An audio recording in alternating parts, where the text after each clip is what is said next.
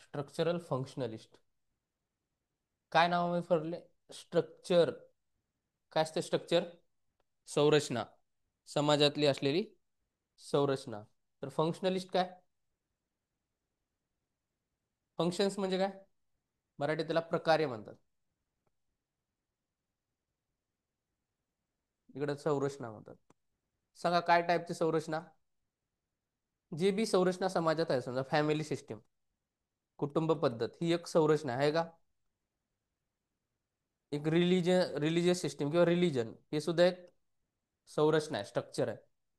आणखी सांगा, marriage system ही सुद्धा एक काय? संरचना आहे. हे काही समजून घेण्यापुरतं. आताच्या गोष्टी बघितलं काय, समजा अर्बनायझेशन म्हणा, ही एक सुद्धा काय झाली आता एक प्रकारची संरचना आहे. ठीक आहे. ग्लोबलायझेशन कंटेम्पररी घेतलं तर काय संरचना आहे. दुसरा या शब्दाचा अर्थ समजला, संरचना म्हणजे ह्या सगळ्या संरचना ज्या गोष्टी असतात. एज्युकेशन सिस्टीम घ्या, कोणतीही सिस्टीम किंवा कोणते स्ट्रक्चर त्याला म्हणायचं संरचना. दुसरी गोष्ट आहे फंक्शनलिझम किंवा फंक्शनॅलिस्ट, मराठीमध्ये म्हणजे प्रकारे. या संरचनेचं काहीतरी समाजासाठी चांगली गोष्ट आहे, समाजाच्या भल्यासाठी गोष्ट आहे. इमाल दरखाम किंवा हे लोक काय म्हणतात, जर समाजात एखादी गोष्ट टिकून आहे तर ती समाजाच्या भल्यासाठी. काही पण असो, मग ते कोणतंही स्ट्रक्चर असो. समजा क्राईमचं स्ट्रक्चर आहे, ते सुद्धा समाजाच्या भल्यासाठी काहीतरी करणार आहे किंवा समाजाला आरसा दाखवणार आहे. त्यामुळे समाजाची स्टॅबिलिटी येईल पुढं, म्हणून समाजासाठी चांगले. काही पण घ्या जगातलं, काही पण सांगा एखादी गोष्ट, तिचं ते समाजाच्या स्टॅबिलिटीसाठीच आहे असं सांगतात. कोणती एखादी गोष्ट सांगा, एखादं स्ट्रक्चर सांगा जे की तुम्हाला वाटते ती नाही, ती समाजासाठी नाही, असलं असलं तरी चालतं. समजा एक्सप्लॉयटेशन घ्या किंवा इनइक्वॅलिटी घ्या, असमानता, हे सुद्धा समाजाच्या भल्यासाठी आहे असं म्हणतात ते. कसं? बघा, असमानता असेल, समजा एक डॉक्टर आहे आणि एक रिक्षावाला आहे, दोघांमध्ये असमानता आहे, बरोबर आहे. डॉक्टरला असमान वागणूक देणं महत्वाचं आहे समाजासाठी. का? कारण त्याचं काम तसे आहे. त्याला तशी पगार द्यावी लागेल, बरोबर. त्याला त्याच्यासोबत त्याचं बिहेवियर आपलं असलं पाहिजे, तर तो तसं काम करेल, त्याला ते मोटिवेशन असेल. जर ती समानता असतं, रिक्षावाला बी सारखाच आणि एखादा डॉक्टर पण सारखाच, मग समाजामध्ये स्टॅबिलिटी आली नसते किंवा डॉक्टरकडे मोटिवेशन आलं नसतं इतकं 12 तास काम करण्याचं किंवा 15 तास काम करण्याचं. म्हणून असमानता सुद्धा हे समाजासाठी चांगलंच आहे असं ही म्हणतात. कोण? स्ट्रक्चरल फंक्शनलिस्ट किंवा त्याला मराठीमध्ये आंतरक्रियावादी, संरचनात्मक आंतरक्रियावादी. तर मग आपला दुसरा प्रश्न आहे, कोण आहेत बाबा हे? नावं आपल्या लक्षात आले पाहिजे, हे समजलं तुम्हाला. आता कोणताही फेनॉमेना येऊ द्या, कोणतं पण येऊ द्या. समजा आलं ट्रिपल तलाक. समजा ट्रिपल तलाकवर वेगवेगळे समाजशास्त्रीय दृष्टिकोनाद्वारे लिहा. तर पहिला दृष्टिकोन लिहायचा आहे, ट्रिपल तलाक बॅन केला समजा. पहिला दृष्टिकोन काय लिहिणार आपण? According to the structural functionalist किंवा मराठीमध्ये आंतरक्रियावादी, संरचनात्मक आंतरक्रियावादी यांच्यामध्ये ट्रिपल तलाक हे समाजाच्या स्टॅबिलिटीला थोडंसं हार्म करत होतं. त्यामुळे समाजाने त्याला दूर करून टाकलेलं आहे त्याच्या ह्याच्यापासून, जेणेकरून मग समाजामध्ये काय येईल, शेवटी स्थैर्यत्व येईल किंवा स्टॅबिलिटी येईल असं लिहायचं. समजलं? आणखीन एखादी गोष्ट घ्या सध्याची. समजा LGBTQ यांना आपण काहीतरी राईट दिलेत, बरोबर का? LGBTQ यांचे राईट्स आलेत. स्ट्रक्चरल फंक्शनलिस्ट काय म्हणतील, समाजामध्ये हे जे लोक होते यांचे किंवा मुवमेंट्समुळे हे मुळे काहीतरी समाजामध्ये तेढ निर्माण होत होते किंवा स्टॅबिलिटीला धोका पोहोचत होता. म्हणून आपल्याला काय करायला पाहिजे होतं, यांना यांना आपल्याला काय करायला पाहिजे, यांचे अधिकार दिल्यामुळं समाजाच्या भल्यासाठी त्याने काम करतील किंवा स्टॅबिलिटीसाठी काम करतील म्हणून ठीक आहे. असं कोणतं पण येऊ द्या ह्याच्यामध्ये. तर पहिला पर्स्पेक्टिव्ह टाकायचा स्ट्रक्चरल फंक्शनलिस्ट. दुसरी गोष्ट कोण याचे थिंकर्स लिहा. कोण आहेत थिंकर सांगा? इमाईल दरखाईम, सगळ्यात पहिलं नाव इमाईल दरखाईम. इमाईल दरखाईम मराठीमध्ये कसं?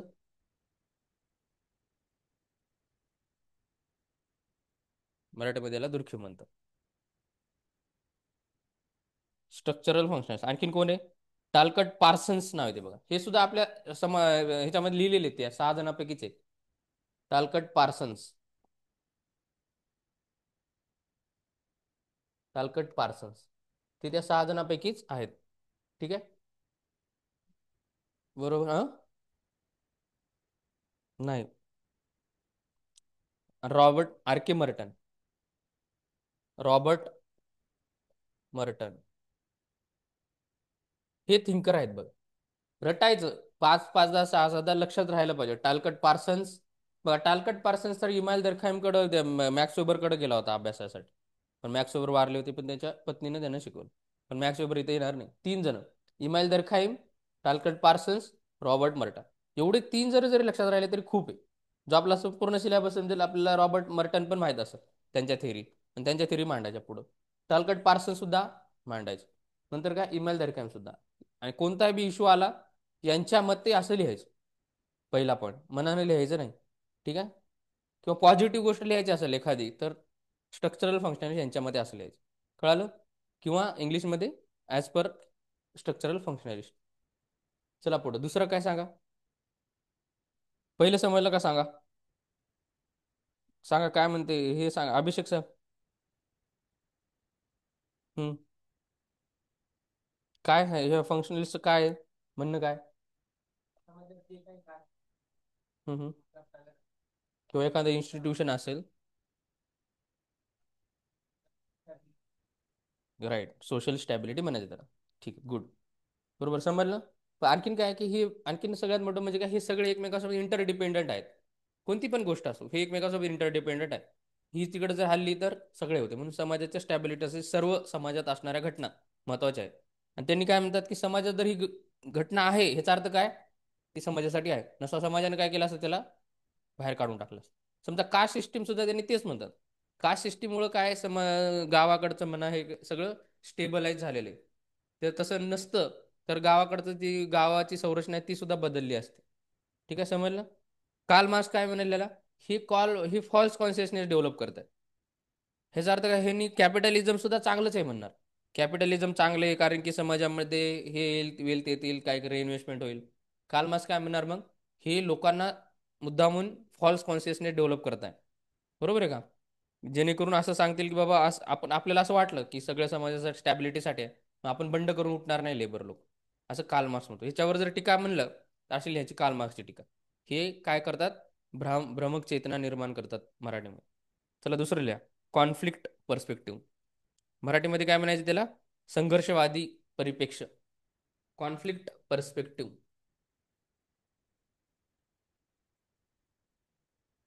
Conflict perspective. दोन गोष्टी बघूया इथं.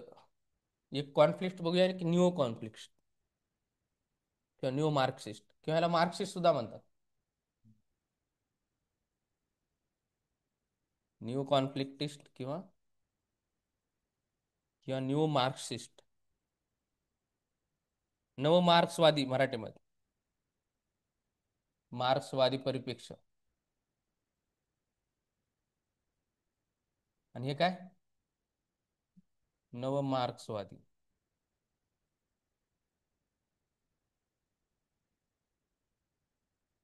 बघा, कॉन्फ्लिक्ट पर्स्पेक्टिव्ह काय म्हणतो, समाजाच्या जे असमानता आहे, इनइक्वालिटी आहे, त्याच्यावर जास्तीत जास्त बोलतो. काय, समाजामध्ये असमानता कशी येईल, कशी येईल असमानता, जे फॅक्टर्स ऑफ प्रोडक्शन असतात. फॅक्टर्स ऑफ प्रोडक्शन म्हणजे काय, उत्पादनाच्या ज्या शक्ती आहेत मराठीमध्ये, त्यांचं असमान वितरण झालं लोकांमध्ये की काय होतं, इनइक्वालिटी येते. फॅक्टर्स ऑफ प्रोडक्शन म्हणजे काय, उत्पादनाच्या शक्ती, उत्पादनाच्या शक्तींचं असमान वितरण. बरोबर का. असमान वितरण, असमान वितरण झालं की काय होईल, इनइक्वालिटी येईल. काय येईल, इनइक्वालिटी किंवा असमानता येईल. हे इनइक्वालिटी आल्यामुळे काय होईल, किंवा कालमाशामध्ये पोलरायझेशन होईल, ध्रुवीकरण होईल. दोन वर्ग तयार होते. हा एक वर्ग ज्यांच्याकडे सर्व आहे त्यांना म्हणायचं, बरोबर, यांना काय म्हणायचं, हॅव्स, ज्यांच्याकडे सर्व आहे. आणि यांना काय म्हणायचं, हॅव नॉट. सर्वहारा वर्ग, मराठीमध्ये सर्वहारा वर्ग म्हणतात. ते दोन वर्ग तयार होतील, दोन क्लासेस तयार होतील. आणि या दोन क्लासेसमध्ये काय होईल, कॉन्फ्लिक्ट किंवा संघर्ष तयार होईल. यालाच म्हणतात संघर्षवादी.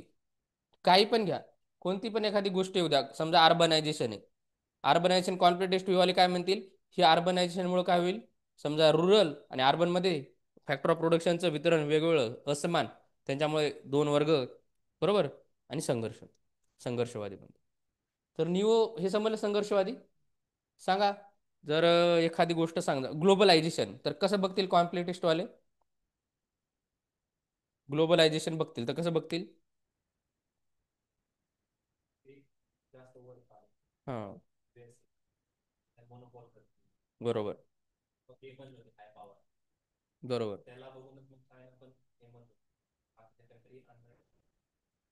बरोबर. किंवा याच्यामुळं डिपेंडन्सी वाढू शकते. एका जे डेव्हलप कंट्री आहेत ते आपल्या स्वतःवर डिपेंड करून ठेवतील लोकांना. डिपेंडन्सी वाढू शकते, कॉन्फ्लिक्ट तयार होऊ शकतो. आणखीन काय शकतो, ग्लोबलायझेशन झालं तर एक पर्टिक्युलरच असा वर्ग आहे, मध्यम वर्ग किंवा जे कॅपिटलिस्ट आहे, त्यांना जास्त फायदा होईल आणि वर्करचं जास्त एक्सप्लॉटेशन होईल. म्हणजे आणखीन काय होईल, पोलरायझेशन वाढल. एक क्लास जास्तच एका पोलकडं, दुसरा क्लास जास्तच पोलकडं, परत कॉन्फ्लिक्ट होऊ शकतो. हे कॉन्फ्लिक्टिस्ट वाले म्हणतात. समजलं? दोन पर्स्पेक्टिव्ह आपण बघितले. पहिलं काय होतं, स्ट्रक्चरल फंक्शनलिस्ट, संरचनात्मक प्रकार्यवादी. काय म्हणतात त्यांच्यामध्ये, ज्या पण समाजात संरचना आहेत त्या सर्व समाजाच्या स्टॅबिलिटीसाठी काम करतात, म्हणून ते एकदम महत्त्वाचे आहेत समाजासाठी. काही पण असू द्या, काही पण, जर ते समाजात टिकून आहेत ह्याचा अर्थ ते समाजाच्या स्टॅबिलिटीसाठी काम करतात. मग ती कास्ट पंचायत, खाप पंचायत, मॅरेजेस, ऑनली समजा गोत्रामध्ये असलेले मॅरेज, ते सगळं समाजासाठी चांगल्यासाठीच बोलतात. ठीक आहे. का इनइक्वॅलिटी असो का काही असो. तेच कॉन्फ्लिक्टिस्ट काय म्हणणार, असमानतेला सांगा, इनइक्वॅलिटीला, की हे काय आहे, कॅपिटलिस्ट लोकांचं हे आहे. जेणेकरून यांनी काय केले, फॅक्टर ऑफ प्रोडक्शन असमान वाटा केला दोघांचा. त्याच्यामुळे काय झाले, संघर्ष झालाय दोन ग्रुप्समध्ये. बघा मग हे समजलं पहिलं, संघर्षवादी समजले. पण न्यू मार्क्सिस्ट किंवा काय म्हणतील बरं, ह्याच्यामध्ये कोण येईल, कार्ल मार्क्स सगळ्यात म्हणतात. Karl Marx. आणखीन काय, एंजल आहे बघा, तो कार्ल मार्क्सचाच मित्र. ठीक आहे. आणखीन सांगा, न्यू मार्क्सिस्ट काय म्हणतील, नव मार्क्सवाद. लक्षात ठेवायचं, असं नवा हा शब्द आला की थोडं ह्याला टीका करतो जुन्याला. त्यानं काय म्हणतात की हे मार्क्स यांचं बरोबर होतं सर्व, यांनी सांगलं ते बरोबर आहे की क्लास तयार होतो, संघर्ष होतो. पण त्यांनी सांगितलं की हे संघर्ष कार्ल मार्क्स यांनी फक्त क्लास पुरता ठेवला किंवा इकॉनॉमी पुरता ठेवला. हे संघर्ष फक्त इकॉनॉमी पुरता आहे का आता सध्या? नाहीये. हा संघर्ष कशापुरता आहे आता, कशापर्यंत गेलाय, पॉवरसाठी संघर्ष झाले. काय लोकांकडे समजा एकच वर्ग आहे, दोघांकडे समान वेल्थ आहे, तरी त्यांच्यामध्ये संघर्ष असतो. जसं की काय, पॉवरसाठी असलेले संघर्ष. बरोबर का? मग त्याच्यामध्ये काय लिहिणार तुम्ही नवमार्क्सवादीमध्ये, की नवमार्क्सवादी यांच्या मते की हा संघर्ष फक्त वर्गापुरता नाहीये किंवा फक्त आर्थिक व्यवस्थेपुरता नाही, तर तो संघर्ष आता सत्ता. बरोबर आहे, सत्ता कोणाचं आहे त्याचं एक्झाम्पल पुढे बघूया, CW मिल्स येते पण पुढे बघूया. सत्तेसाठी सुद्धा यांचा संघर्ष वाढलेला आहे. अजून कशासाठी असू शकतो संघर्ष, समजा सत्ता पण आहे,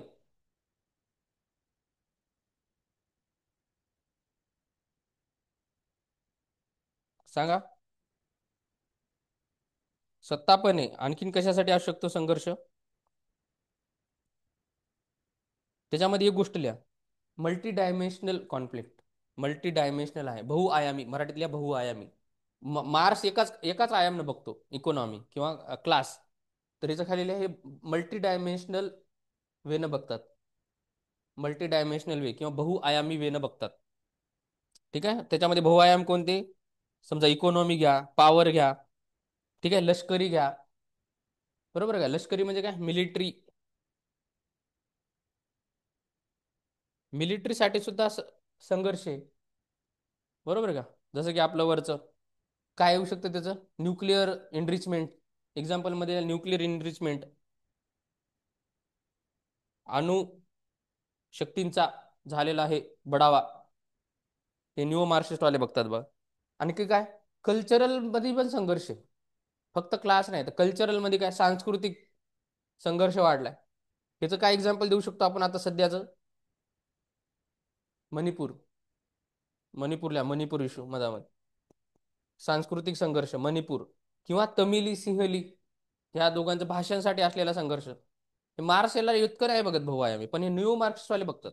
न्यू मार्क्सवाले मार्क्सला काय म्हणतात, हे फक्त क्लास पुरतं बघतो. संघर्ष हा फक्त क्लास पुरता नाहीये, संघर्ष आता कल्चरवर गेलाय, पॉवरसाठी गेलाय, मिलिटरीसाठी गेलाय. बरोबर आहे का? ठीक आहे. बरोबर, वॉटर डिस्प्यूट पण टाकू शकतो. किंवा आपण काय सांगू शकतो, conflict for the natural resources distribution, जसं झारखंड मग आपलं पण घेता येत. जसं की ह्या वॉटर डिस्प्यूट ह्याचा रिव्हरचे वॉटर डिस्प्यूट्स. बरोबर बरोबर. आपलं ह्याचं पण घेता येतं गोदावरीचं. कर्नाटक हे. ठीक आहे. ज्या पण दोन गोष्टीमध्ये संघर्ष असेल न्यू मार्क्समध्ये टाकायचं, पण मार्क्स लिहायचे नाही तिथं, लक्षात ठेवा. तर कंटेम्पररी तुम्हाला संघर्ष लिहायचा आहे, इकॉनॉमी सोडता, तर न्यू मार्क्सच्या मताने लिहायचं. समजा इथनो मध्ये जरी संघर्ष असेल, ॲज पर न्यू मार्क्सिस्ट टाकायचं. आता प्रश्न काय आहे की हे न्यू मार्क्सिस्ट कोण आहेत बाबा, चला लिहायचं नाव. C.W. मिल्स लिहा पहिले नाव. C.W. Mills. C.W. Mills.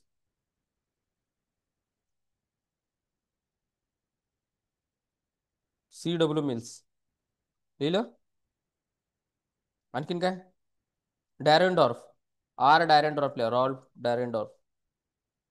Rolf, RALF, Dahrendorf. किंवा R. डॅरेनड्रॉप लिहायचं मराठीमध्ये सरळ. C.W. Mills, R. डॅरेनड्रॉप.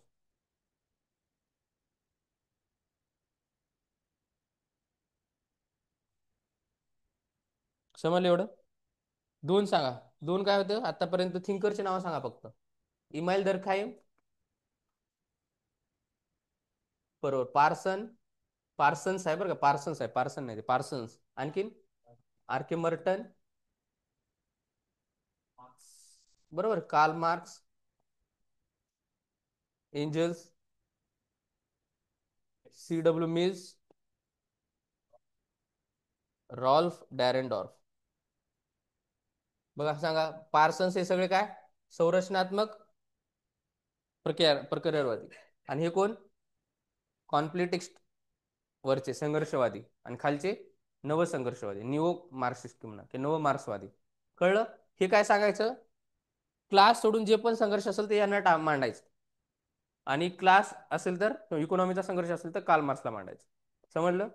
Structural function समजलं. आता तुम्ही दोन्ही मला मांडून सांगा की काय, तुम्हाला एक सिच्युएशन दिली तर दोघं काय म्हणतील सांगा, तिघं काय म्हणतील. हे आहे बघा स्ट्रक्चरल फंक्शनलिस्ट.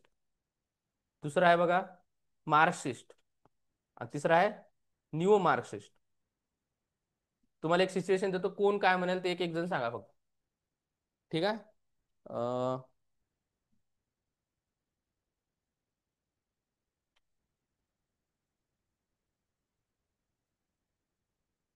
Gender discrimination.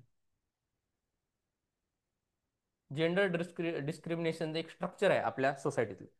तर सांगा स्ट्रक्चरल फंक्शनलिस्ट लोक काय म्हणतील, किंवा आंतर संरचनात्मक प्रकार्यवादी काय म्हणतील.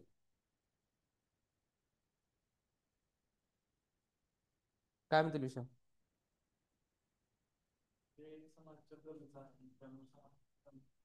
बरोबर.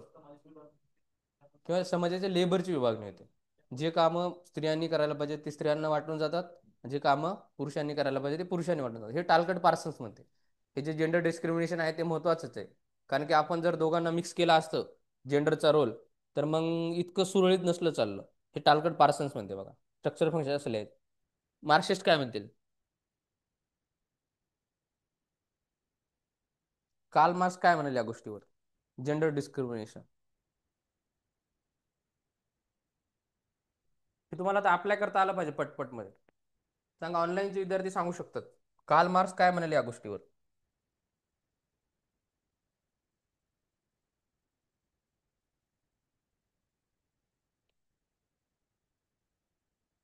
असे प्रश्न इंटरव्ह्यूला विचारतात.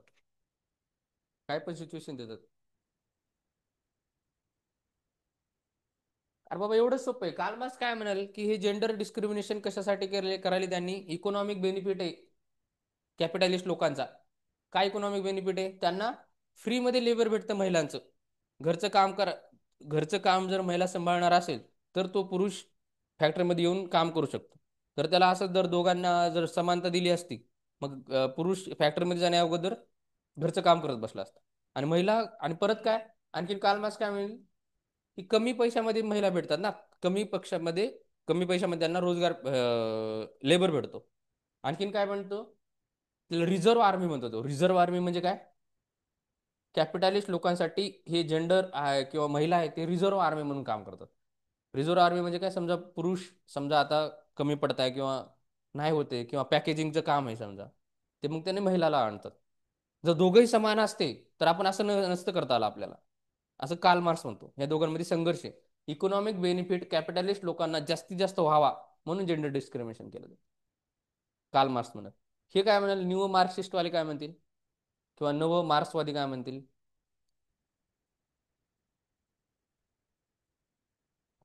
मग हे जर लावता आलं तर मग समजायचं आपल्याला सोशलॉजी एकदम जमून गेली, कारण हेच आहे सगळं बेस सोशलॉजीचा. कारण की आपण जर मनानं लिहिलं आपलं तर काही कामाचं नाही. काय एवढं सर समजलं डायरेक्ट अकॉर्डिंग, आणि असेच प्रश्न विचारतात युपीएससीला. सांगा न्यू मार्क्सिस्ट वाले काय म्हणतील, काय म्हणतील? हे जेंडर डिस्क्रिमिनेशन फक्त कालमा जसं इकॉनॉमिक बेनिफिट म्हणतो तसंच नाहीये सध्या, तर पॅट्रिआर्कीचं सोशियली पण हे आहे, पॉवरसाठी पण आहे. बरोबर का? पॉवर, स्वतःचं पॉवर मांडण्यासाठी किंवा ऑथॉरिटी मांडण्यासाठी पण हे जेंडर डिस्क्रिमिनेशन केलं जाते. बरोबर का? आणखी बरोबर काय? हा येऊ शकतं. किंवा ॲबिलिटी, असं आपण ॲबिलिटी जरी चांगली असली तर मुद्दामून डिस्क्रिमिनेशन केलं जाईल. का बरं? जर त्यांची ॲबिलिटी चांगली असं जर आपण त्यांना जास्तही गेलो, रोजगाराची कमतरता म्हणा किंवा संघर्ष आणखीन वाढत जाईल. बरोबर का? आणखीन काय, काही पिंक कॉलर जे जॉब आहेत, जरी त्यांना इकॉनॉमिक अँगल जर घेतला तर पिंक कॉलर जॉब फक्त महिलांना दिले जातात. जसं की रिसेप्शन वाले, हे वाले. आणखी न्यू मार्क्सिस्ट वाले काय म्हणतील, कल्चरल डिफरन्सेस आहेत. बरोबर, कल्चर मधात आणून घुसवतात की बायांनी असंच राहिलं पाहिजे, स्त्रियांनी असंच राहिलं पाहिजे. पॉवरमध्ये दोघांचा डिफरन्स आहे, टेक्नॉलॉजीचा वापरामध्ये डिफरन्स आहे. कारण की ऑनली 30% काय तर महिलाकडं मोबाईलचा ऍक्सेस असू शकतो जास्तीत जास्त, असं न्यू मार्क्सवाले म्हणतात. न्यू मार्क्सवाले काय म्हणतात की जेंडर डिस्क्रिमिनेशन कालमास हे फक्त इकॉनॉमिक दृष्टिकोनातून बघतो, पण तसं नाहीये. पॉलिटिकल, कल्चरल, सगळं ह्या डिस्क्रिमिनेशन, जेंडर डिस्क्रिमिनेशन येणार.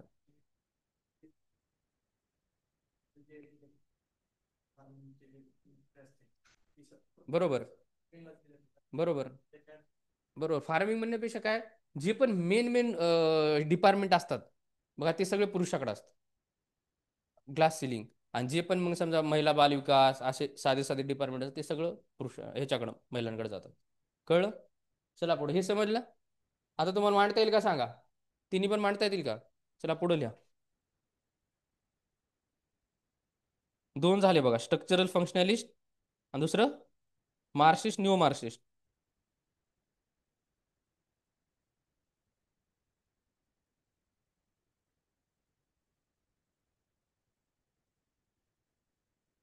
तिसरं लिहा फेमिनिस्ट. किंवा सिम्बॉलिक इंटरॅक्शनलिझम लिहा, सिम्बॉलिक इंटरॅक्शनलिझम. तुम्ही लिहा सांकेतिक आंतरक्रियावादी, मराठीवाले. इंग्लिशवाले लिहा सिम्बॉलिक इंटरॅक्शनलिझम.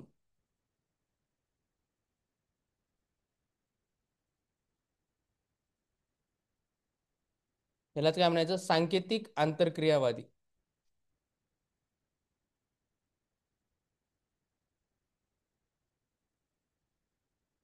बघा, हे काय सिम्बॉल्स, जे आपण ह्युमन ऍक्शन असतील ते कशाच्या आधारे हे झालेत, सिम्बॉल्सच्या. बरोबर आहे. आणि इंटरॅक्शन म्हणजे काय, हे जे दोघांमध्ये झालेला संवाद आहे त्याला काय म्हणायचं, इंटरॅक्शन्स. हे इंटरॅक्शन्स कशामुळे, सिम्बॉल्स. समजा काय करतो माणूस हा, सिम्बॉल्सला मिनिंग अटॅच करतो. काय अटॅच करतो, मिनिंग. समजा आपला इंडियाचा तिरंगा आहे, ते एक सिम्बॉल आहे, आणि त्याच्यासाठी आपण काय मिनिंग अटॅच केले, आणि त्या मिनिंगला धरूनच काय ते ओरिएंटेशन होते. ओरिएंटेशन म्हणजे काय, जे आपला संवाद होईल ते सांकेतिक आंतरक्रियावादी म्हणतात. बघा, सिग्नल आलं की आपला लगेच बिहेवियर बदलतो. रेड सिग्नल दिसला, बिहेवियर बदललं. समजा टेम्पल आपल्याला दिसलं, आपलं लगेच बिहेवियर बदलून जातो. बरोबर आहे. त्याला काय म्हणतात, सिम्बॉलिक. हे बघा, आता सध्याचं सगळ्यात मोठं काय उदाहरण येऊ शकतं सिम्बॉलिक, तर आपला तो ह्याचा पुतळा बदललाय बघा, न्यायालयाचा. ते अगोदर कसं होतं, त्याला पट्टी होती, आता ती पट्टी काढून टाकली. पट्टी काढल्या काढल्या आपल्याला समजलं की कायदा काय आंधळा नाही, कायद्याला सर्व दिसतात आणि कायद्यासमोर सगळे समान आहे. बरोबर आहे. आणखीन काय, अगोदर तिच्या हातात संविधान दिले, याचा अर्थ आपल्याला एक समजून गेलं की बाबा संविधान सर्वात जास्त मोठं. बघ आणखीन सिम्बॉल काय, ते व्हिक्ट्री झाली की असं दोन करतं, सगळं इंटरॅक्शन बदलून जातं सिम्बॉलमध्ये. आणखीन काय, जेव्हा पुतळे असतात बघा, पुतळ्याचे दोन, घोड्याचे दोन पाय असे वर असतात, काय याचं, हे काय सिम्बॉल दर्शवतं, व्हिक्ट्री, की त्या प्रदेशावर या राजानं विजय मिळवला होता, तर ते घोड्यांचे पाय असे वर असतात. हे सगळ्या सिम्बॉल्समुळे काय होते, इंटरॅक्शन्स बदलतात. ते सिम्बॉलला आपण एक मिनिंग देतो, आणि त्या मिनिंगवर आंतरक्रिया घडतात. जसं की बघा, जेंडरचं सुद्धा सेमच आहे. बरोबर आहे, सिम्बॉल्स आणि त्याच्यावर मिनिंग बदलून टाकलेत. आणखीन काय सांगू शकतो आपण? सांगा, जेणेकरून आपलं हे बदल एक्झाम्पल सांगा असे जे की सिम्बॉलिक इंटरॅक्शनचे एक्झाम्पलमध्ये फिट बसतात. काय? बघा, अगोदर बघा भिंती, आता हे भिंती जिथं कचरा टाकतात तिथं देवाचे फोटो लावले जातात बघ. का लावतात देवाचे फोटो? कारण की लगेच हे त्याचं बिहेवियर बदलून जातो, इंटरॅक्शन बदलतात. अजून काय? अजून असं सांगा जेणेकरून की ते एक सिम्बॉल आहे त्याच्यामुळे इंटरॅक्शन बदलतं. समजा शाळाचा परिसर घ्या, लगेच इंटरॅक्शन बदल. घर बघा, हा बरोबर, स्मोकिंगचं दाखवतात, ते कॅन्सरचं सगळं तिथं दाखवतात, लगेच ते इंटरॅक्शन बदलून जाते. Symbolic interaction. कोण आहे याचं? तर लिहा, जी एच मीड. जी एच मीड.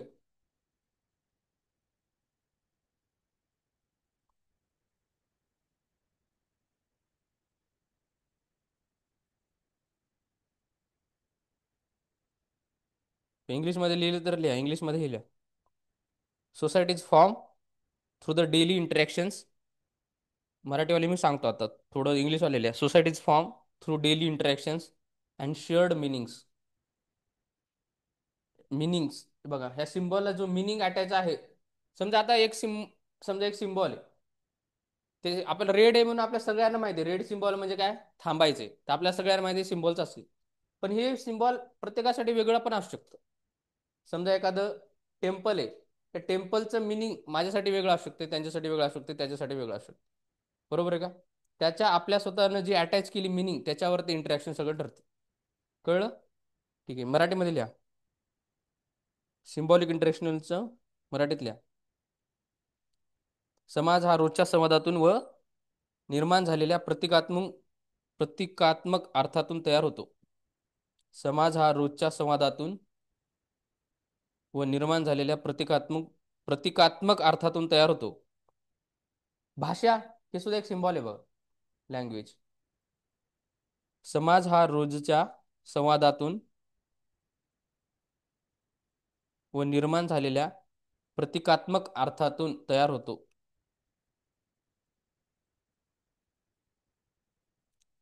लिहिलं? चला हे लिहा, थिंकर्स लिहा. जी एच मीड. जी एच मीड लिहिलं? G H Mead. Herbert Blumer. Herbert Blumer. Herbert Blumer. Blumer. BLUMER. Blumer लिहा फक्त.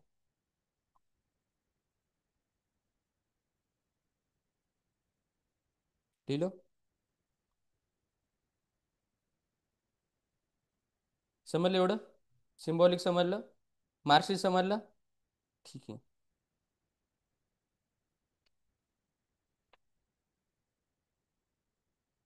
तिसरं लिहा, फेमिनिस्टिक. Feministic perspective. चौथं, स्त्रीवादी परिप्रेक्ष्य. स्त्रीवादी परिप्रेक्ष्य.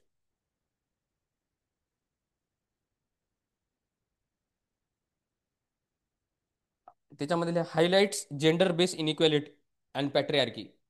Highlights gender base inequality and patriarchy. मराठीमध्ये लिहा, लिंगाधारित विषमता आणि पितृसत्ताक व्यवस्थेवर प्रश्न उपस्थित करतात.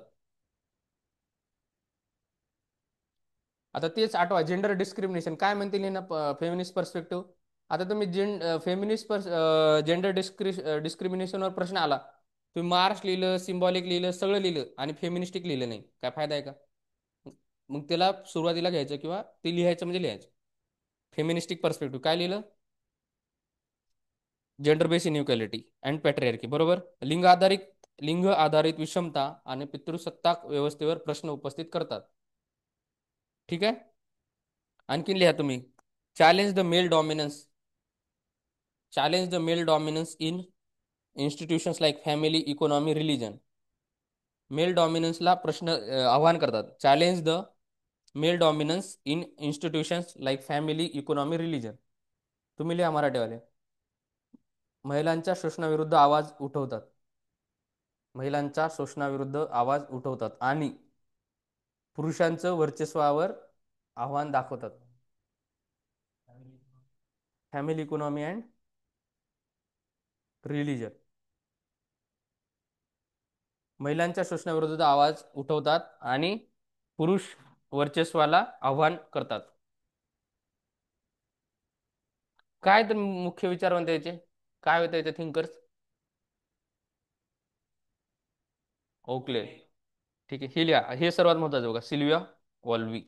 सिल्विया ऑल्वी सगळ्यात महत्वाचा आहे, सिल्विया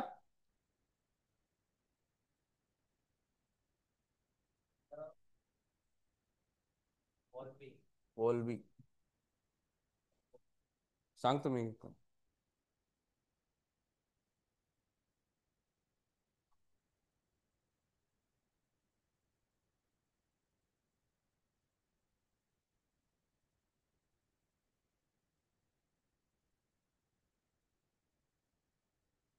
आणि ती पण लिहा, ओकले लिहा, कालचं आपण बघितलेलं.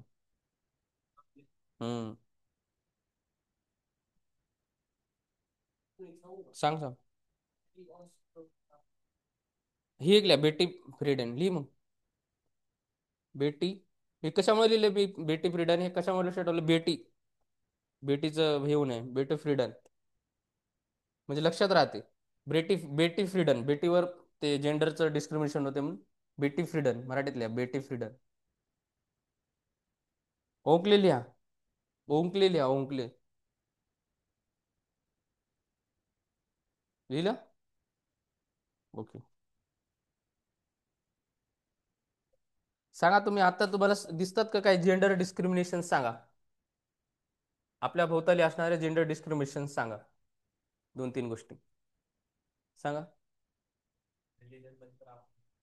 रिलीजन सांगा. बरोबर, त्याच्यापेक्षा आणखीन एक्झाम्पल काय? साबरीमाला. साबरीमाला करेक्ट. बरोबर, ऑनली पुजारी ऑनली मेल. आणि आपल्या संविधानात, बरं ठीक आहे, चला पुढे आणखीन. ऑनली मेल पुजारी. रिलीजन मध्ये अजून काय बघायला भेटतं? आता बघा, आपल्या गावाकडे सुद्धा पोती वगैरे वाचायला बसतात ते फक्त माणसं बसतात.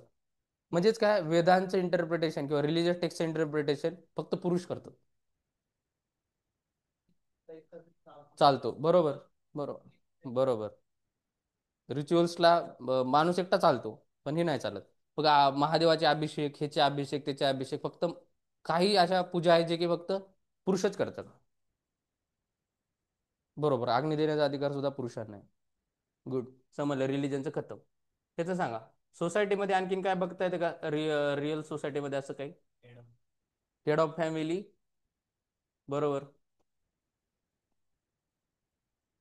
सोसायटी कसं दाखवते की मेलचं डॉमिनन्स? सोसायटी कसं दाखवते? हा, बरोबर. चाइल्ड प्रेफर, सन चाइल्ड प्रेफरन्स किंवा मुलाला दिलेलं गेलेलं प्रेफरन्स. आणखीन काय? आणखीन परत काय, की मुलाला चांगलं शिकवायचं किंवा डिस्क्रिमिनेशन म्हणूया. बरोबर. हायर कास्टचा मुलगा लोअर कास्टच्या मुलीसोबत मॅरेज करतो. बरोबर, त्याला काय म्हणायचं? प्रतिलोम, अनुलोम विलोम अनुलोम विवाह म्हणायचं. अनुलोम म्हणजे काय? हायर कास्टचा मुलगा लोअर कास्टची मुलगी. आणखीन सोसायटी कसं आपलं पुरुषांचं डॉमिनन्स दाखवते? जे बी समजा कास्ट आहेत, कास्टचे जे बी लोक आहेत, ते कास्ट पंचायतवाले ते सगळे पुरुष असतात. खाप पंचायतवाले, हे वाले. बरोबर, पती सरपंच. ते आपण पॉलिटिकमध्ये घेऊ वाटलं तर पॉलिटिकल सांगा. पती सरपंच. बरोबर आहे का? कुठं? बरोबर. किंवा अगोदर कसं होतं, असेंब्ली फक्त मेल डॉमिनन्स असेंब्ली असायची. बरोबर आहे का? मेल डॉमिनन्स असेंब्ली असं लिहिले तरी चालतं. आणखीन काय? जिथे की पॉलिटिकलमध्ये हेच हे केलं जातं. मुद्दाहून असं चित्र दाखवलं जाते की स्त्रियांना पॉलिटिक्स जमत नाही किंवा स्त्रियांनी मुद्दाहून दूर राहायला पाहिजे. पॉलिटिक्स एक अशी घाण गोष्टी की त्यांनी स्त्रियांनी मदत पडू नये, असं तसं ते मुद्दाहून दाखवलं जातं जेणेकरून ते बाहेर पडतील. आणखीन सांगा. इकॉनॉमीमध्ये तर खूपच आहे. Glass ceiling. ग्लास सेलिंग म्हणजे काय कन्सेप्ट आहे, की महिलांना एका लेवलपर्यंत बढाई करू देतात, प्रमोशन भेटतं, पण त्याच्यानंतर जे हायर मॅनेजर लेवल असतात, ते लेवल असतात, त्यांना तिथपर्यंत पोहोचू दिलं जात नाही. त्याला म्हणजे ग्लास सेलिंग. आणखीन काय? पॉलिटिक्स झालं, इकॉनॉमी झालं. आणखीन कोणतं? हां, वेतन, बरोबर. वेतन कमी. मग मिलिटरी आता कुठं तर आपल्या एनडीए मध्ये वगैरे महिलांना घ्यायला सुरू केले. हां. हां, लिहू शकतो 100%. हे तर रिअल लाईफ एकदम भारी उदाहरण आहे. एकदम चांगलं उदाहरण. आणि त्यांनी ते इशू पण आहे की ह्याच्यामध्ये. आणि पण तसं पण आहे. आणखी एक गोष्ट काय, एखादा ऍक्टर अमिताभ बच्चन जितका आता चालतो, एखादी म्हणजे जी महिला आहे ती तिचं सौंदर्य खतम झालं की खतम होतं. तिच्या ऍक्टरच्या स्किलपेक्षा तिच्या चेहऱ्यावर दिसण्यावर जास्त भर दिला जातो. ते पण लिहितो गुड. हे एकदम चांगलं रिअल लाईफ एक्झाम्पल. आणखी एकदम रिअल लाईफ एक्झाम्पलच लिहायचे. कारण की ते जे आपला पेपर तपासणार आहे ते सगळे एकदम समाजात जाऊन पार्टिसिपेट ऑब्झर्वेशन अशा त्या गोष्टी करून आलेले लोक आहेत. बरोबर. लिहित आहेत. किंवा बरोबर. आणखीन काय, किंवा कधी कधी इंटरव्ह्यू मध्ये सुद्धा कधी कधी डिस्क्रिमिनेशन केलं जाते जॉब प्रेफरन्ससाठी. समजा आयपीएस असेल, महिलांचा पहिला आयपीएस असेल तर तिला मुद्दामून काही मार्क दिले जातात. ह, बरोबर. ड्रायव्हर, बरोबर. ठीक आहे. आणखीन काय, मार्क्सच्या मदतीने लिहायला गेलं तर काय, फॅक्टर ऑफ प्रोडक्शनचं जे डॉमिनन्स आहे ते मेल डॉमिनन्स आहे. फॅक्टर ऑफ प्रोडक्शन, उत्पादनाच्या ज्या पण शक्ती आहे, समजा कॅपिटल, भांडवल, शेतीमध्ये असलेले अवजारं बिवजारं, ह्याच्यावर पुरुषांचे जास्त वर्चस्व. आणि जे कमी दर्जाचे काम आहेत मुद्दामून महिलांना प्रोव्हाइड केले जातात. जसं पॅकेजिंग करणं, प्रोडक्शन करणं पुरुष करतात, पॅकेजिंगचं काम महिलाला दिलं जातं. बरोबर आहे. हे असं सगळं डिस्क्रिमिनेशन. हे कोणतं झालं, फेमिनिस्टिक पर्स्पेक्टिव्ह. चला पुढे लिहा. आता हे सगळे झाले बघा पॉझिटिव्हिस्ट लोक. एक लिहा पोस्ट मॉडर्निस्ट पर्स्पेक्टिव्ह. उत्तर आधुनिक परिप्रेक्ष्य, मराठीमध्ये. Post modernist perspective. काय वाटते तुम्हाला पोस्ट मॉडर्निस्ट पर्स्पेक्टिव्ह? पोस्ट हा शब्द आला किंवा नव नव आधुनिक असं म्हणलं तरी चालतं, किंवा उत्तर आधुनिक म्हणलं तरी चालतं. पोस्ट मॉडर्निस्ट म्हणजे काय, मॉडर्निस्टवर काहीतरी टीका करून आले ते. मॉडर्निस्ट काय म्हणतात, त्यांनी काय केलं, असं असं सांगितलं, हे गोष्टी झाल्या आणि हेच एक अंतिम सत्य असं पिक्चर दाखवायला सुरू केलं. हेच अंतिम सत्य आहे. पोस्ट मॉडर्निस्ट काय म्हणतात, कोणतंही एक ऑब्जेक्टिव्ह सत्य नसतं. प्रत्येक म्हणजे किंवा ट्रूथ हे सब्जेक्टिव्ह आहे. ट्रूथ हे सब्जेक्टिव्ह, मल्टिपल त्याला डायमेन्शन आहे का ट्रूथला. जसं की जैनामध्ये काय आहे ते अनेकतावाद. बरोबर, ती लिहा. त्यामध्ये गोष्ट लिहा की काय मॉडर्निस्ट काय करतात. मॉडर्निस्ट लिहा, post modernist criticises the picture of modernist, criticises the picture of modernist of universal truth. Universal truth जे सांगतात मॉडर्निस्ट लोक, असंच आहे तसंच आहे हे ते, त्यांच्यावर टीका करतात पोस्ट मॉडर्निस्ट लोक. एक युनिव्हर्सल ट्रूथ असं काही नाहीये. किंवा सोप्या भाषेत लिहिलं तरी चालतं, रिजेक्ट द युनिव्हर्सल ट्रूथ. मराठीत लिहा, एकच सत्य नसतं, वास्तव अनेक प्रकारचं असतं, असं सांगतात. एकच सत्य नसतं, वास्तव हे अनेक प्रकारचं असतं. दुसरं लिहा तुम्ही, multiple reality promotes multiple realities. Post modernist multiple रियालिटीला प्रमोट करतात.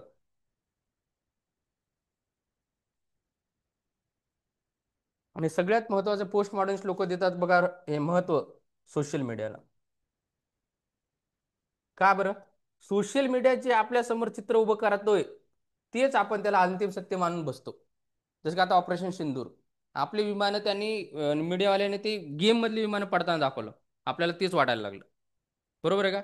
सोशल मीडियावर त्यांनी जास्तीत जास्त हे करतात की सोशल मीडिया जे आपल्याला रियालिटी दाखवतं ती रियालिटी आपण घेतो.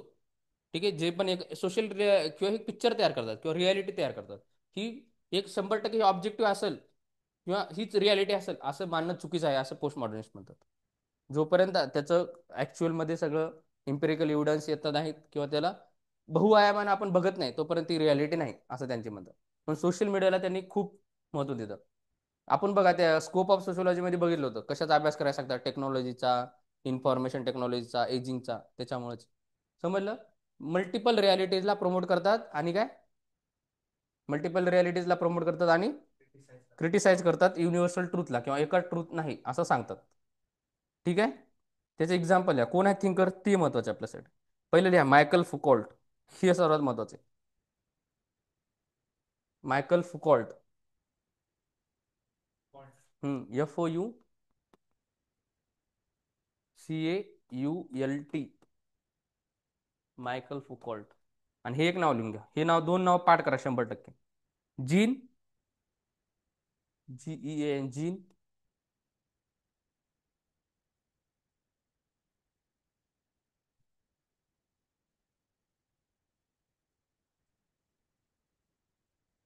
ठीक आहे. जेवढं एक वाक्य लिहिली तरी चालतं. Social media creating virtual identities किंवा व्हर्च्युअल रियालिटीज. म्हणजे त्याच्यामध्ये दोन गोष्टी असं लिहू शकतो आपण, real life versus real life. Real versus real. हे इन्फ्लुएन्सर्स आहेत बघा, ते दाखवतात वेगळंच. रिअल लाईफ, ही गाडी ती गाडी असं तसं. रियालिटीमध्ये काय नसतं, सगळं भाड्याच्या गाड्या असतात. Real life versus real life. ठीक आहे. मराठीमध्ये काय लिहिता, सोशल मीडियावर तयार होणाऱ्या ओळखी त्या प्रत्यक्ष जीवनापेक्षा वेगळ्या असतात. सोशल मीडियावर दाखवल्या जाणाऱ्या ओळखी प्रत्यक्ष जीवनापेक्षा वेगळ्या असतात. आपण सुद्धा बघा, एकदम टाईटमध्ये कपडे टाकून हे, आपल्याला माहित असते आपली जिंदगी काय आहे.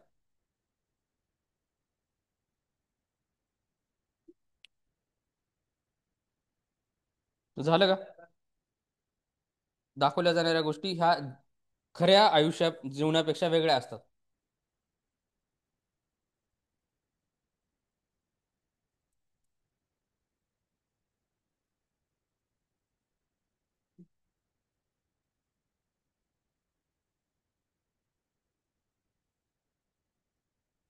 चला हे लिहा आता, नॉन पॉझिटिव्हिस्ट, अप्रत्यक्षवादी लिहा. हे सांगा एकदा, सगळे थिंकर सांगा जेवढे तुम्हाला आठवतील तेवढे. पहिलं बघा, इमाईल दरखाईम. हा. Talcott Parsons. हा. RK Merton. ठीक आहे. Karl Marx. Engels. C.W. Mills. Ralf डॅरेनडॉर्फ.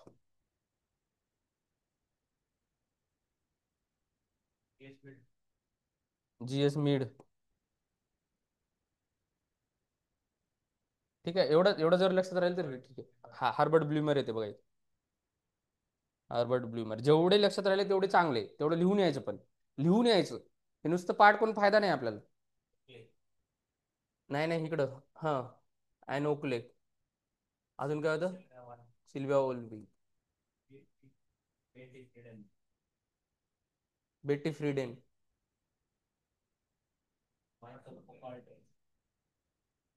Michael.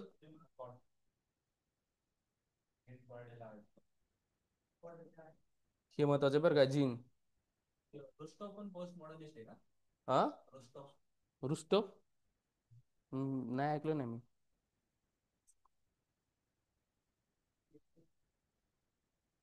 चल पुढे, एवढे आले का बघा. हे सांगा, पहिलं सांगा.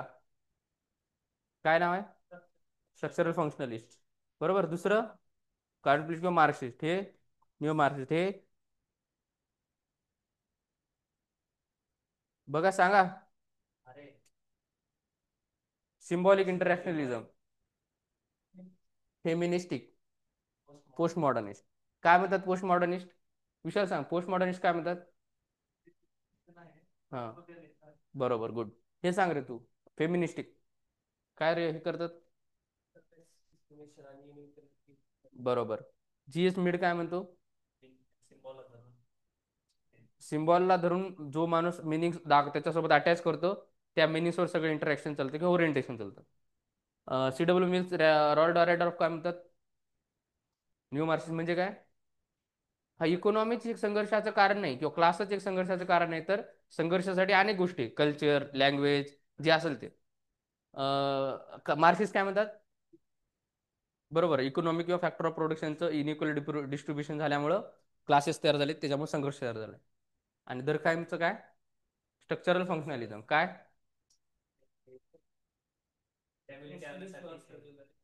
जे पण सोसायटीमध्ये आहे ते सोसायटीच्या स्टॅबिलिटीसाठी महत्वाचे, म्हणून ते सोसायटी टिकून. ठीक आहे. चला पुढे आता हे लिहा. हे महत्वाचे आहेत बघा, नॉन पॉझिटिव्ह शेवटचे. लिहा, फिनोमेनोलॉजिस्ट. हे महत्वाचे आहेत, नॉन पॉझिटिव्हिस्ट, फिनोमेनोलॉजिस्ट. किंवा इंटरप्रिटेटिव्ह लिहा अगोदर. ह्याच्या अगोदर इंटरप्रिटेटिव्ह लिहा, कारण फिनोमेनॉलॉजी ही इंटरप्रिटेटिव्हची ब्रँच आहे. इंटरप्रिटेटिव्ह.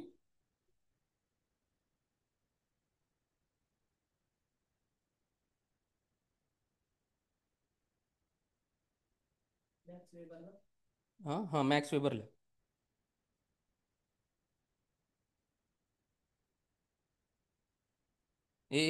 शांत बस.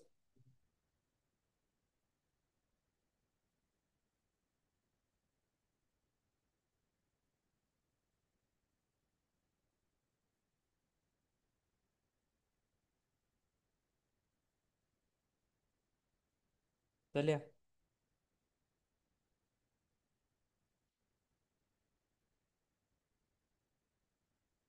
मराठीमध्ये लिहा. व्याख्यात्मक पद्धतीशास्त्र. मग काय म्हणते रे, कोणती मेथड वापरली? मॅक्स वेबर आहे, बरोबर आहे का? Max Weber interpretative. काय म्हणतो मॅक्स वेबर? वर्स्टेन मेथड लिहा. वर्स्टेन मेथड काय सांगतात? समजा एखादी तुम्ही सोशल ऍक्शनचा अभ्यास करताय किंवा समाजामध्ये झालेल्या क्रियांचा अभ्यास करताय, तर जी क्रिया ज्या व्यक्तीने केली त्याच्या ह्यानं विचार करा, त्याच्या पॉईंटनं. ठीक आहे, एखाद्याने समजा चोरी केली, तर त्याच्या पॉईंटनं विचार करायचा. कोणती पण ऍक्शन असू दे, तर तुम्ही अभ्यास करताय तर ते कशानं? त्याच्या दृष्टिकोनातून जाऊन अभ्यास करायचा, त्याचं इंटरप्रिटेशन करायचं. काय करायचं? इंटरप्रिटेशन. मग मराठीत लिहा, इंग्लिशमध्ये लिहा. वस्टेन मेथड लिहा. लिहिलं का? वस्टेन मेथडच्या पुढे लिहा. ही एक अशी पद्धत आहे कर्त्याच्या ही एक अशी पद्धत आहे ज्याच्यामध्ये कर्त्याच्या बाजूने सामाजिक क्रियांचा अभ्यास केला जातो.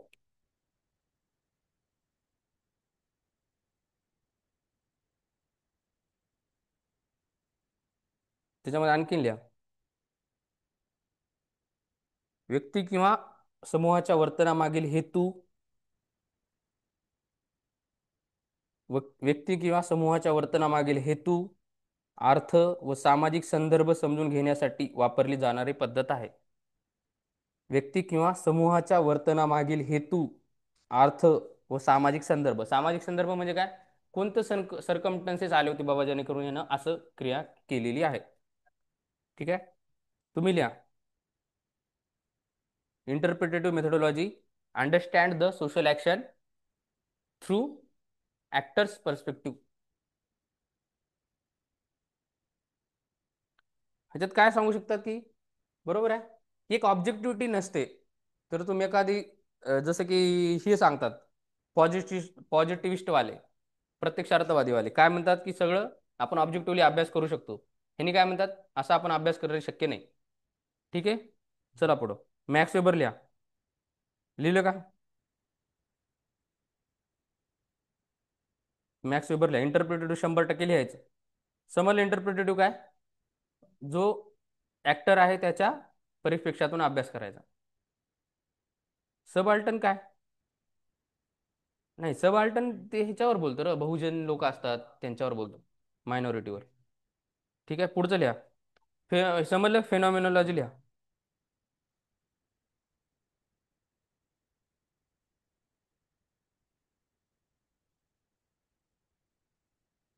फेनॉमिनॉलॉजी लिहा.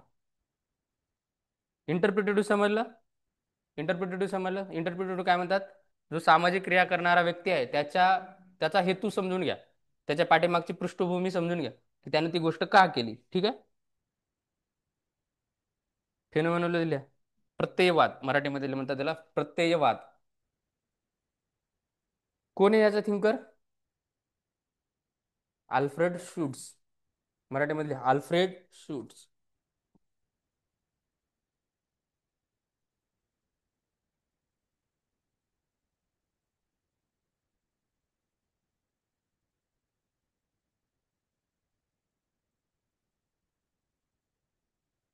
Alfred shoes. लक्षात ठेवा, पाठ करायचं तीनदा तीनदा, अल्फ्रेड शूज. ठीक आहे, काय बरं फेनॉमिनॉलॉजी? लक्षात ठेवा काय म्हणते, आपण जो समाजामध्ये फेनॉमिना घडतात, काय करतो आपण त्याला एक टायपिफिकेशन करतो. टायपिफिकेशन म्हणजे काय? आपल्या डोक्यामध्ये कन्स्ट्रक्शन बसलेलं असते ऑलरेडी, मेंटल कन्स्ट्रक्शन. समजा शिक्षक आहे, शिक्षकाची ऑलरेडी इमेज बनलेली असते, टायपिफाईड केलेलं असते आपण, की असा शिस्तबद्ध, नॉलेज सांगणारा, असं तसं तसं. मग त्याच्यानुसार आपलं सगळं बिहेवियर चेंज होते. समजा डॉक्टर आहे, डॉक्टरचं आपल्या डोक्यामध्ये टायपिफिकेशन केलेलं असते. त्या टायपिफिकेशनच्या आधारावर आपण सगळं क्रिया करतो. बरोबर आहे. समजा कोणतं पण गोष्ट घ्या, याचा अर्थ काय? समजा एखाद्या रिलीजन बद्दल आपल्या डोक्यामध्ये टायफिफाय केलं जाते ऑलरेडी, किंवा कोण पण आपल्याला भरवलं जाते टायफिफाईड. समजा एखादी रिलीजियस कम्युनिटी घ्या, आपल्या डोक्यामध्ये काय टायफिफाईड झाले, की ती टेररिस्ट असतात, असं असतात, तसं असतात, तसं असतं. मग त्याच्यानुसार आपलं बिहेवियर बदलते. समजलं? टायपिफिकेशन काय सांगू शकतो आणखीन एखादं एक्झाम्पल? समजा एखादं जेंडरचं असेल, जेंडर डिस्क्रिमिनेशन, ऑलरेडी आपल्या डोक्यात टायपिफाईड करून ठेवले, की हे जेंडर असं, ते जेंडर असं. त्या सगळं टायपिफिकेशनवर आपण त्यांच्यानुसार बिहेवियर बदलते आपलं. काय लक्षात आलं? टायपिफिकेशन. आणखीन काय सांगू शकतो टायपिफिकेशनचं एक्झाम्पल? सांगा एखाद्या गोष्टीबद्दल आपल्या डोक्यात ऑलरेडी मेंटली कन्स्ट्रक्ट असतात, त्याच्यानुसार आपलं बिहेवियर बदलते. काय टायफिफाईड आपल्या मित्रामध्ये सुद्धा असते बघा. एखाद्या व्यक्तीबद्दल आपल्या डोक्यात बसलं, तो असा आहे तसा आहे, तर आपलं त्याच्यानुसारच बिहेवियर असतं. कळलं? काय आणखीन टायपिफिकेशनचं एक्झाम्पल सांगू शकतो आपण? हा, सांगा. बरोबर, एखाद्या कंट्री बद्दल. करेक्ट आहे. एक्झाम्पल समजा कंट्री पाकिस्तान. आणखीन काय, कोणत्या गोष्टीबद्दल टायपिफिकेशन समजा? सांगा. एखाद्या रिलिजियस इन्स्टिट्यूशन बद्दल.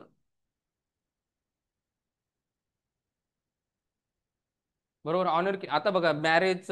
आता जर समजा समाजात टायपिफिकेशन असं होऊ शकते, की समजा अरेंज मॅरेज असेल, तर असं काहीतरी होऊ शकते. असं टायफिफाईड आपल्या डोक्यात बसू शकतं, की समजा ते आता झाली होती केस. बरोबर आहे. आता काय लिहायचं मग तिथं? तसं जर आलं तर ॲज पर फेनोमेनॉलॉजिस्ट ही टायफिफाईड होऊ शकतं आपल्या समाजामध्ये. त्याच्यामुळे सगळं समाजातलं बिहेवियर बदलू शकतं. टायपिफिकेशन समजलं? किंवा स्टुडंट असेल, एखाद्या शिक्षकाचं पण ओरिएंटेशन एखाद्या स्टुडंटबद्दल बदलतं. का? कारण त्याच्या डोक्यात ऑलरेडी टायपिफाईड केलेलं असतं. कळालं? तर लिहा मग टायपिफिकेशन. फेनोमेनॉलॉजीमध्ये लिहा. फेनोमेनॉलॉजीमध्ये लिहा. प्रत्ययवाद मराठीत लिहा. अगोदर मराठीत लिहा, मग नंतर सांगतो इंग्लिश.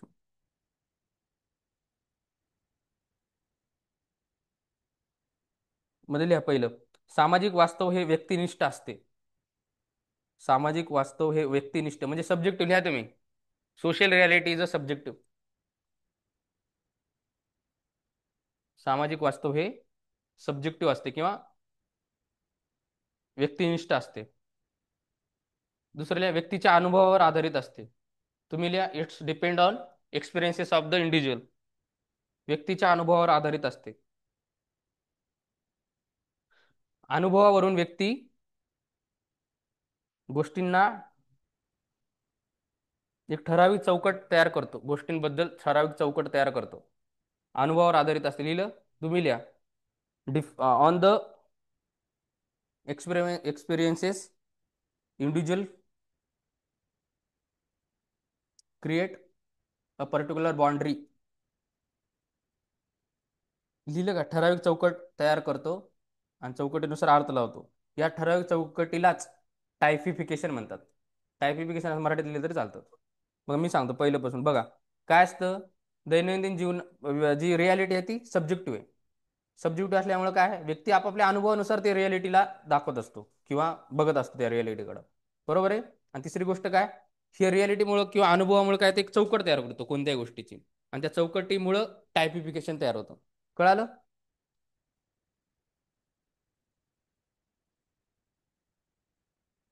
झालं का?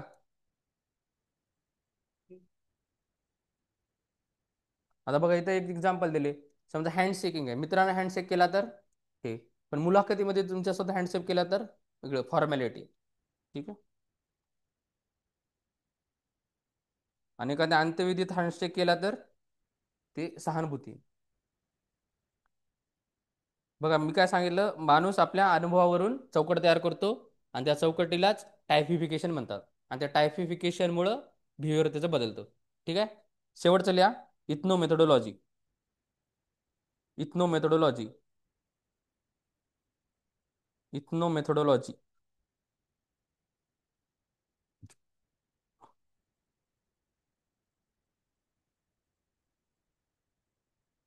काय त्याचा थिंकर? थिंकर काय होता? नाही, इथनो मेथोडॉलॉजी हॅरॉल्ड गारफिंकल. हॅरॉल्ड ते फ्रंकफुर्ट होतं र. हॅरॉल्ड.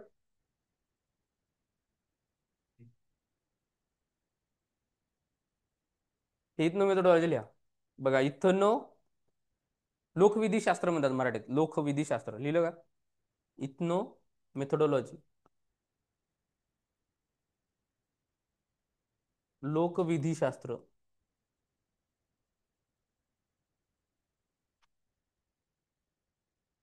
काय सांगा बरं याचा अर्थ? लोकविधी शास्त्र याचा अर्थ काय?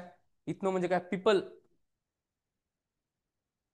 यांचं काय म्हणणं आहे माहितीये का? जे काय तुम्ही एकदम असं ठरवून ठेवू नका की सोशल ऑर्डर अशी आहे, समाज असा आहे तसा आहे. त्याने काय म्हणतात, पीपल टू पीपल जे डेलीचं इंटरॅक्शन होतं त्याच्यानुसार समाज कन्स्ट्रक्ट होत जातो. डेली टू डेली समजा काल या दोघांचं इंटरॅक्शन वेगळे, समाजामध्ये वेगळं कन्स्ट्रक्ट झालं. अगोदरचे थिंकर काय म्हणायचे, असं आहे, मग ते त्याच्यानुसार तिला एक्सप्लेन करायचे. त्यांनी काय म्हणतात, इथनोमेटॉलॉजिस्ट काय म्हणतात, हे लोक जे डेली टू डेली मध्ये इंटरॅक्शन करतात त्याच्यानुसार समाजामध्ये ह्या गोष्टी कन्स्ट्रक्ट होत जातात. लिहा मग इंग्लिश वाल्या हे नाव लिहा पहिल्यांदा. हॅरॉल्ड गारफ्रिंकल, सर्वात महत्वाचं पाठ करायचं 100%. हॅरॉल्ड गारफ्रिंकल लिहिलं. मराठीमध्ये लिहा पहिली गोष्ट. लोक दैनंदिन जीवनातील सामाजिक सुव्यवस्था, लोक दैनंदिन जीवनात सामाजिक सुव्यवस्था कशी निर्माण करतात आणि जपतात हे अभ्यासण्याची पद्धत आहे. लोक दैनंदिन जीवनात सामाजिक सुव्यवस्था कशी निर्माण करतात आणि जपतात हे अभ्यासलं जातं. तुम्ही लिहा. The sociological approach, the sociological approach that studies, the sociological approach that studies how ordinary people create, how ordinary people create and maintain social order in everyday life, in everyday life दररोजच्या जीवनामध्ये लोक किंवा सामान्य लोक हे कशी हे निर्माण करतात, सामाजिक वास्तव कसं निर्माण करतात आणि टिकवतात कसं. बघा, the sociological approach that studies how ordinary people create and maintain social order in everyday life, ethno methodology. ह्याचा अर्थ काय? ह्याचा अर्थ काय की डेलीच्या जीवनावर झालेला सोशल कन्स्ट्रक्ट आहे त्याचा आपण अभ्यास करायला पाहिजे. ठीक आहे. बघा त्याने एक दोन एक्सपेरिमेंट केलेत. बघायला पहिलं लिहा breaching experiment. Breaching experiment. Breaching experiment म्हणजे काय? समजा एखादा लॉ आहे समाजाचा, तो त्याने मुद्दामून ब्रिच केला. मुद्दामून ब्रिच केला कशासाठी? की लोक कसं त्याला रिॲक्ट करतात हे बघण्यासाठी. ब्रिचिंग एक्सपेरिमेंट लिहा. त्यानं काय कशासाठी केलं हे? लोक कसं रिॲक्ट करतात. बघा एकदा सगळं आता पूर्ण पहिलं पासून सांगा. पहिलं कॉन्फ्लिक्टिस्ट नाही, पहिलं काय होतं? स्ट्रक्चरल फंक्शनलिस्ट, मराठीत काय म्हणतात त्याला? संरचनाचा प्रकार्यवादी.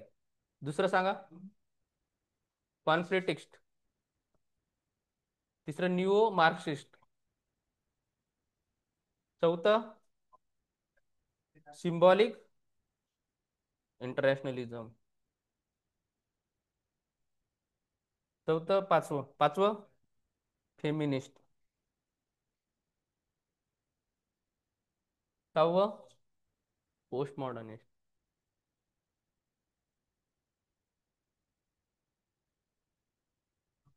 अरे यार, पोस्ट मॉडर्निस्ट.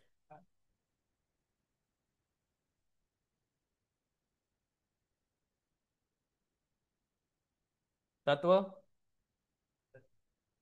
इंटरप्रिटेटिव्ह. आठवं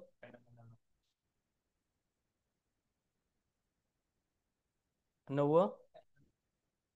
बघा एवढे पर्स्पेक्टिव्ह आपण बघितले, जर एवढे जरी पॉईंट लिहिले तुम्ही 9 पॉईंट तयार होता डायरेक्ट एका उत्तरात. आणि दोन्ही पर्स्पेक्टिव्ह होतात, इकडचे पण इकडचे. मराठीत सांगा. संरचनात्मक प्रकार्यवादी, संघर्षवादी,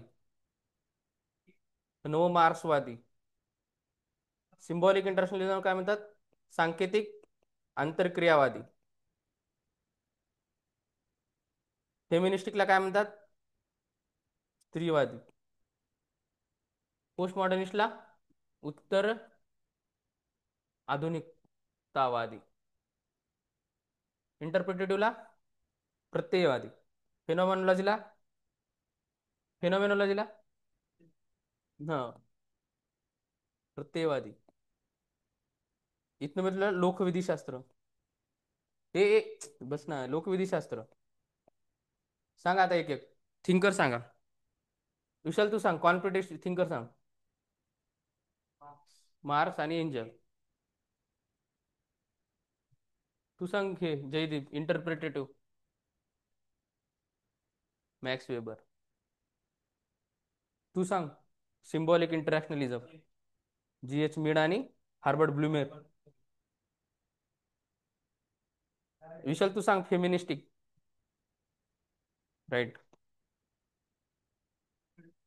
बरोबर, बेटी फ्रीडन. न्यू मार्क्स सांग जयदीप तू.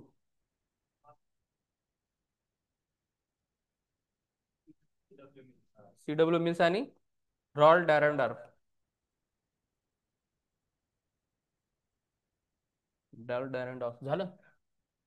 तू सांग हे विशाल सांग फेनोमेनॉलॉजिस्ट. अल्फ्रेड शूट्स लक्षात ठेवा. Ethno methodologist Harold Garfinkel. झालं का? पोस्ट मॉडर्निस्ट सांगा. Michael Foucault. जीन. बरोबर. करेक्ट. स्ट्रक्चरल फंक्शनल विशाल तू सांग. प्रकार्यवादी. दरखाईम, पार्सन्स आणि मर्टन. आर. के. मर्टन. एवढे थिंकर हे पाठ झाले पाहिजे आता 100%. सांगा आता गोष्ट हे सांग जीडी तू सांग सिम्बॉलिक इंटरनॅशनलिझम काय म्हणतो.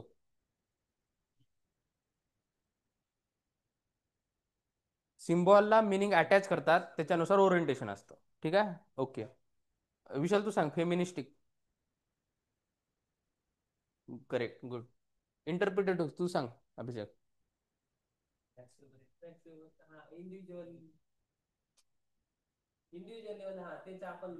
हा अभ्यास करायचा. इंटरप्रिटेटिव्ह बरोबर. इथनं म्हटलं तू सांग जेडी.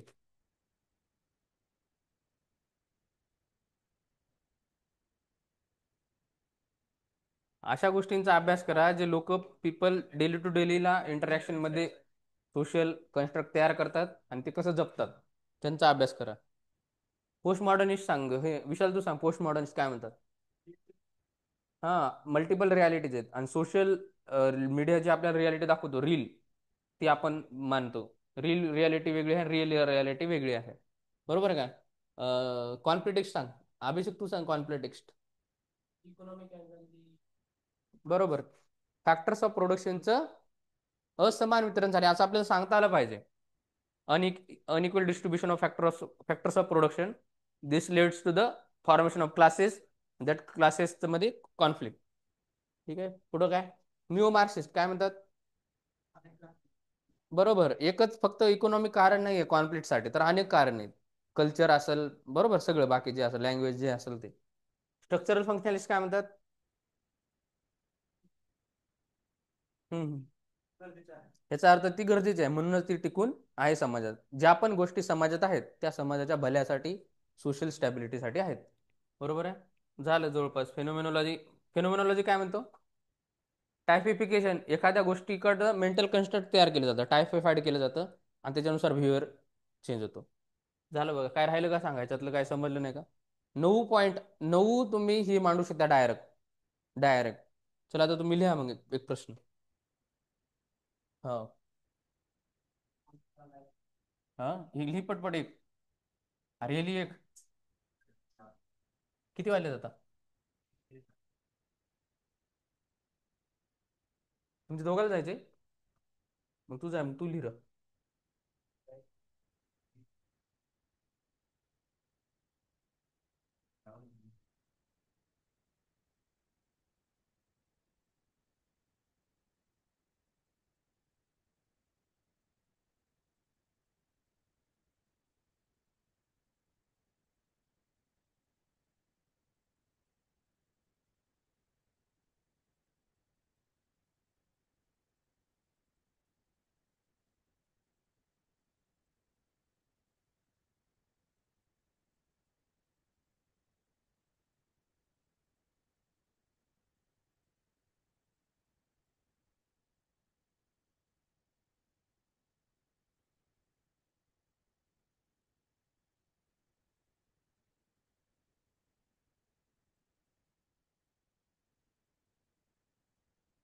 बघा, एवढ्याला काय म्हणतील सामाजिक परिप्रेक्ष्य ते सांगा. कोणत्या दोन गोष्टीवर लिहायचे तुम्हाला? नऊ नऊ सामाजिक परिप्रेक्ष्य. डेमोक्रेसी बद्दल काय म्हणाल प्रत्येक जण? आणि म्हणजे नऊच आहेत ना? एकाचे नऊ, डेमोक्रेसीचे नऊ. हां, चालतं. पण आपल्याला नऊ प्रकारे सांगता आलं पाहिजे की डेमोक्रेसी बद्दल काय म्हणतील, आणि नऊ प्रकारे सांगता आलं पाहिजे की कास्ट ह्याच्याबद्दल काय म्हणतील. काय करायचं? एवढं सोपं करायचं काय नाही, असं हे करायचं. प्रत्येक पर्स्पेक्टिव्ह लिहायचं, असे नऊ पर्स्पेक्टिव्ह लिहायचे. इकडं बी नऊ लिहायचे, दुसरं हे टाकायचं, एक दोन तीन. तुम्हाला समजलं तरी खूप आहे महत्वाचं.